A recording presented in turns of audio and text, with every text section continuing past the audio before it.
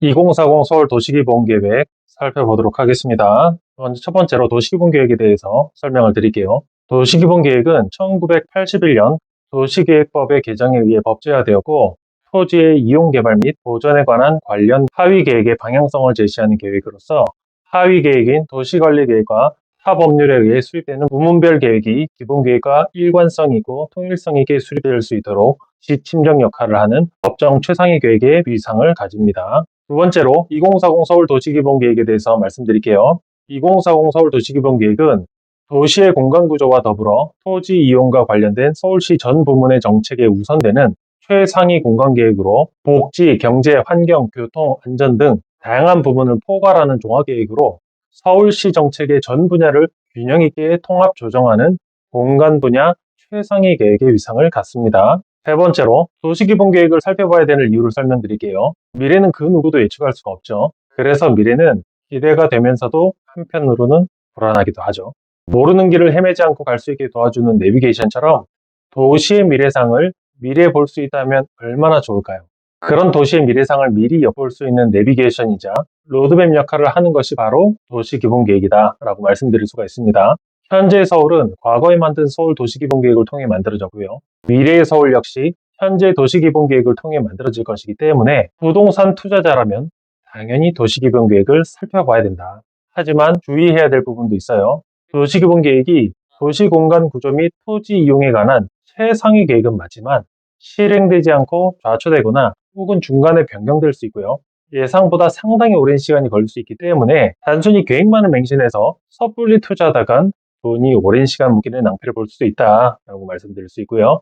과거엔 괜찮은 계획이었으나 시대가 빠르게 변하는 만큼 현 시점 혹은 미래에는 맞지 않는 경우가 당연히 수정 보완되거나 배제되는 경우의 수를 항상 염두에 두시길 바라겠습니다. 자, 그렇다면 도시기본계획을 보는 요령에 대해서 말씀드릴게요. 2040 서울 도시기본계획 자료를 떼보면 페이지가 정말 많아요. 그거 다 보면 한 세월입니다. 다 볼 필요 없어요. 물론 관심 있는 분들은 보세요. 근데 아마 다 보면 기억에 남는 게 딱히 없을걸요?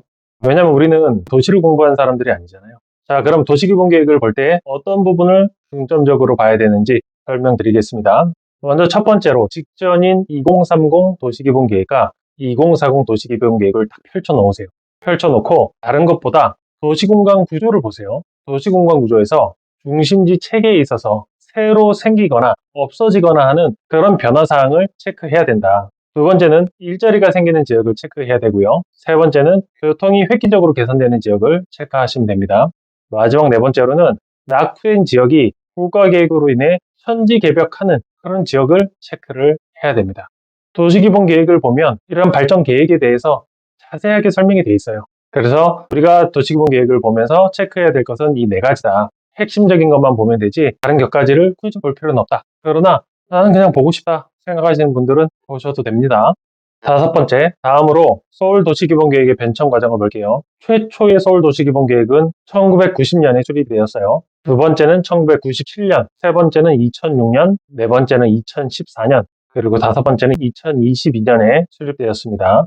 도시의 공간 구조를 살펴보면 첫 번째로는 2030 서울 도시기본계획에서 제시한 3도심, 7광역중심, 12지역 중심의 중심지 체계를 유지하고 미래 공간 변화에 대응하고 도시 경쟁력을 강화할 수 있도록 중심지 기능을 고도화한다. 두 번째로는 지리적으로 단절되었거나 기능적으로 연관성이 낮은 중심지는 대중교통 간 환승 체계를 강화하고 지역 특성을 고려한 기능 차별화로 대응하고 한강과 주변 지천에 인접한 중심지는 여가 관광 기능을 증진할 수 있도록 중심지 내 또는 인접 수변 공간을 우선하여 명소화하고 연결 보행로를 조성하여 접근성을 강화한다고 합니다.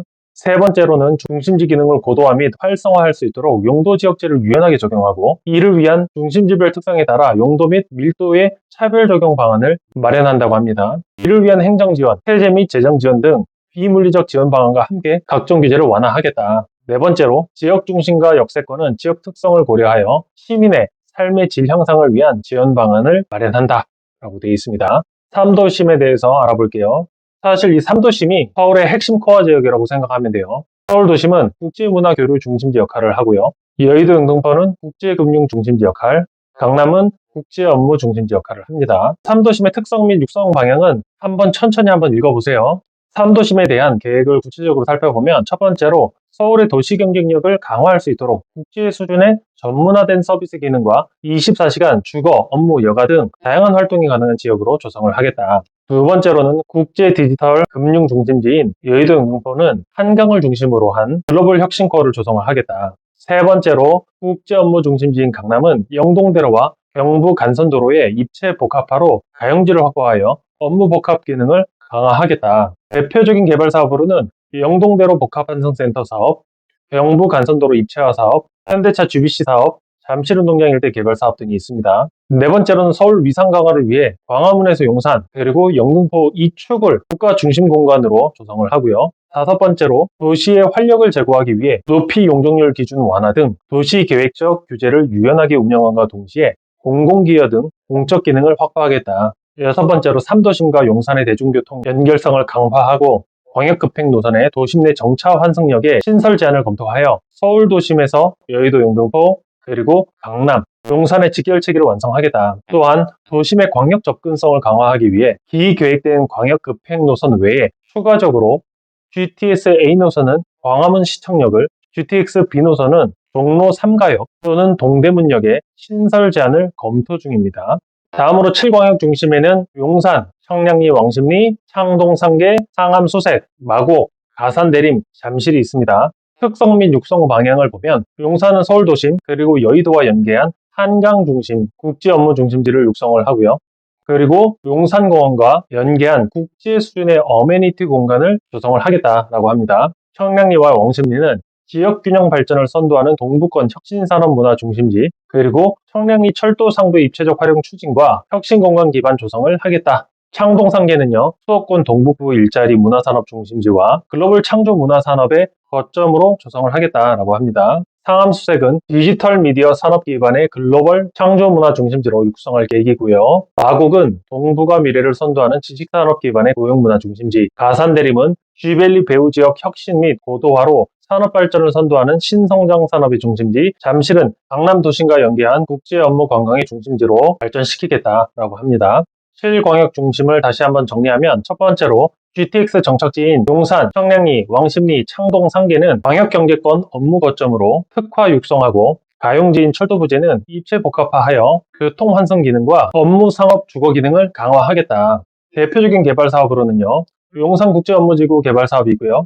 용산공업 개발 사업, 청량리 역세권 주변 지역 개발 사업, 홍릉 R&D 의료 클러스터, 창동역 복합환승센터 개발 사업 등이 있습니다. 두 번째로 상암 수색은 수색 역세권 개발 사업, 마곡은 마이스 복합단지 사업, 잠실은 잠실 스포츠 마이스 복합단지 조성 사업 등 굵직한 개발 호재가 있습니다. 세 번째로 중심지와 수변 명소 간 보행로 연계 및 중심지의 문화여가 기능을 강화하겠다. 네 번째는 기술 발달에 따른 UAM, 자동주행, PM 등 미래교통수단의 효율적 정착을 위한 3차원 도시 인프라를 확충하겠다고 합니다. 다음으로 12지역 중심을 살펴볼게요.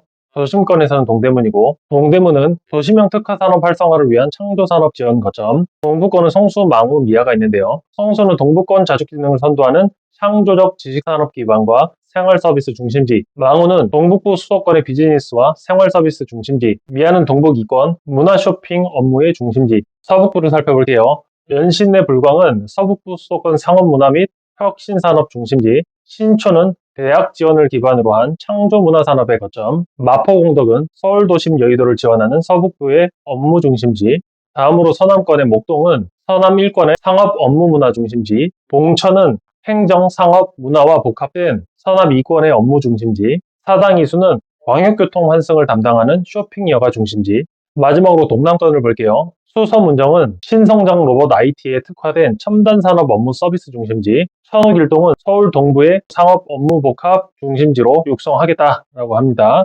좀 더 살펴보면 첫 번째로 지역 중심은 균형 발전을 위해 직주 균형의 지역 고용 기반을 형성하고 공공 서비스 공급과 상업 문화 등 고차 생활 서비스 기능을 담당하는 권역별 자주성을 확보하도록 권역별 지역 중심의 특화 산업을 육성하겠다. 두 번째로는 지역 중심 육성 및 중심지 간 연계를 위한 광역급행철도 신규 정착역을 제한하겠다. GTX B노선은 서울역과 청량리역 사이에 있는 지역 중심 내 정착역 신설을 검토 제한하고 있고요. GTX C노선은 삼성역과 청량리역 사이에 추가 환승역 신설을 검토 제한하고 있는 중입니다. 다음으로 광역교통축을 살펴볼게요. GTX-A는 파주 운정에서 삼성까지, 그리고 GTX B 노선은 송도에서 마서까지, GTX C 노선은 양주 덕정에서 수원까지, 대정 홍대선은 부천 대장에서 홍대 입구까지, 신분당선 서북부 연장은 용산에서 삼성까지, 위례 과천선은 복정에서 정부 과천 청사까지, 신구로선은 시흥대야에서 목동까지, 송파 하남선은 오금에서 하남시청까지,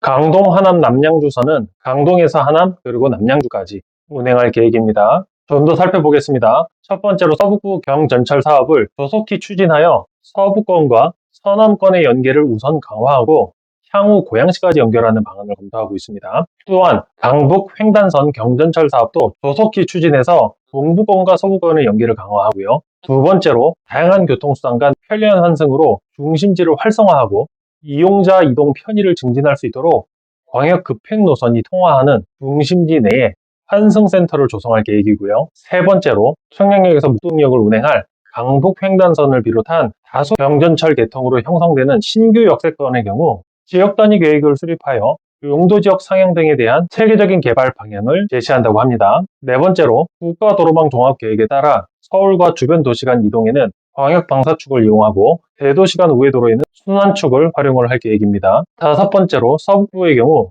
경의선축을 따라 상암 수색 등에 대한 개발 사업과 함께 서북부 배후 도시인 고양, 파주 등을 광역적으로 연계한다고 합니다. 동부권의 경우는 경의선축의 철도 현대화 사업을 추진하고 장기적으로 철도 구간 입체 복합화로 지역 단절 해소와 활성화를 도모한다고 합니다. 다음으로 산업경제축, 홍릉은 바이오 의료, 마곡은 R&D, 쥐벨리는 IoT, DMC는 문화 컨텐츠, 양재개포는 R&D, AI, 빅데이터, 마포여의도는 블록체인, 핀테크 등 6대 융복합 산업 거점을 지속적으로 관리 육성하겠다. 두 번째로는 양호한 광역 접근성, 개발 과용지 보유 등으로 미래 성장 잠재력이 높은 광운대, 구로, 김포공항, 수서문정 등을 신성장 산업 거점으로 지정하고 육성하겠다. 세 번째로 중심지 체계와 산업 거점, 주변 산업 자원, 광역 배후 도시들과 산업적 연계를 고려한 4대 혁신축을 구축하고 성장 가능성이 있는 산업을 권역별 자원과 연계하여 산업 거점별 특화 산업을 육성하겠다. 마지막으로 총평을 하겠습니다. 2040 서울 도시기본계획은 2030 서울 도시기본계획과 비교해보면 큰 변화사항 없이 기존 중심지 체계를 유지하면서 도시 경쟁력과 중심지 기능을 강화 및 고도화하는 것에 초점을 뒀습니다. 서울의 다양한 지역에서 개발 계획이 있지만 역시나 개발 규모 면에서 강남과 용산이 압도적임을 알 수 있으며 그런 의미에서 앞으로도 강남과 용산은 더 발전하고 강해질 수밖에 없다라고 봅니다. 그리고 동부권인 청량리, 왕십리, 창동 상계 지역이 눈에 띄는데 이 지역은 정말 낙후된 지역이 천지개벽이 될 수 있는 개발 사업들이 진행 중에 있기 때문에 가성비 있는 투자를 할 수 있는 곳으로서 부동산 투자자라면 당연히 관심을 가져야 된다라고 말씀을 드립니다. 우리가 서울 도시기본계획을 보는 이유는 서울이라는 도시를 학문적으로 공부하기 위함이 아니라 이 계획으로 인해 서울에서 어느 지역이 어떻게 개발되고 변화할지를 미리 알아보고 이것을 통해 나는 어디에 투자를 해서 나의 자산을 늘릴 수 있을까를 살펴보기 위함이에요. 인구가 줄고 양극화가 가속화되는 사회 문제를 겪는 대한민국에서 부동산 투자로 성과를 내기 위해서는 결국엔 사람들이 가장 선호한 지역 내에 자산을 가져야 비로소 안전자산이라고 할 수가 있습니다. 오늘 영상 이것으로 마치겠습니다. 도움이 되셨으면 좋겠고요. 다음에 더 유익한 영상으로 찾아뵙도록 하겠습니다. 감사합니다.